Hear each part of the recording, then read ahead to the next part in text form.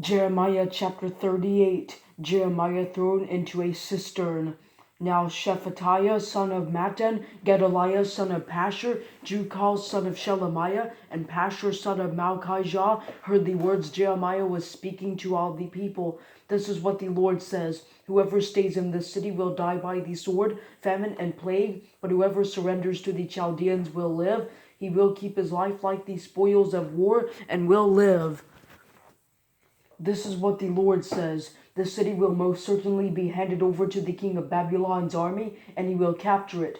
The officials then said to the king, This man ought to die, because he is weakening the morale of the warriors who remain in this city and of all the people by speaking to them in this way. This man is not seeking the well-being of this people, but disaster. King Zedekiah said, Here he is in your hands, since the king cannot do anything against you. So they took Jeremiah and dropped him into the cistern of Malchiah, the king's son, which was in the guard's courtyard, lowering Jeremiah with ropes. There was no water in the cistern, only mud, and Jeremiah sank in the mud. But Ebed-Melech, a Cushite court official employed in the king's palace, heard Jeremiah had been put into the cistern while the king was sitting at the Benjamin gate. Ebed-Melech went from the king's palace and spoke to the king, My lord the king, these men have been evil in all they have done to Jeremiah the prophet. They have dropped him into the cistern where he will die from hunger, because there is no more bread in the city. So the king commanded Ebed-Melech the Cushite, Take from here 30 men under your authority and pull Jeremiah the prophet up from the cistern before he dies. So Ebed-Melech took the men under his authority and went to the king's palace, to a place below the storehouse. From there he took old rags and worn out clothes and lowered them by ropes to Jeremiah in the cistern.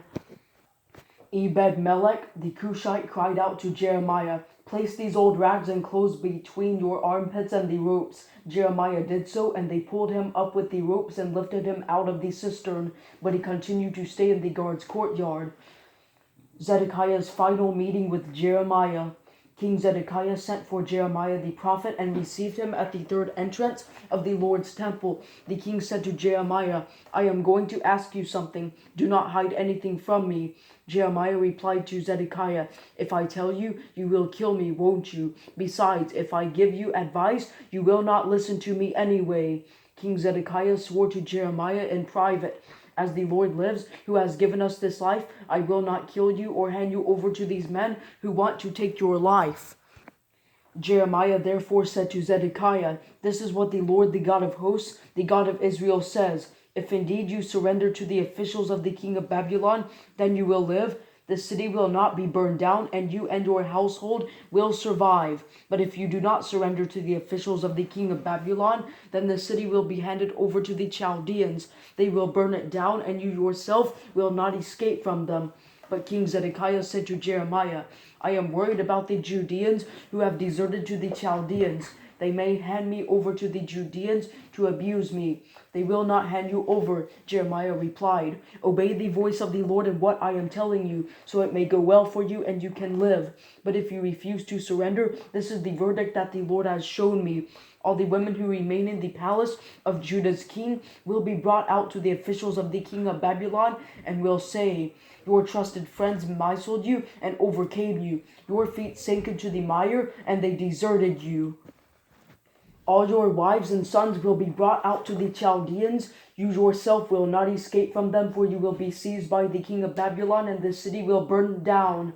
Then Zedekiah warned Jeremiah, Do not let anyone know about these things, or you will die.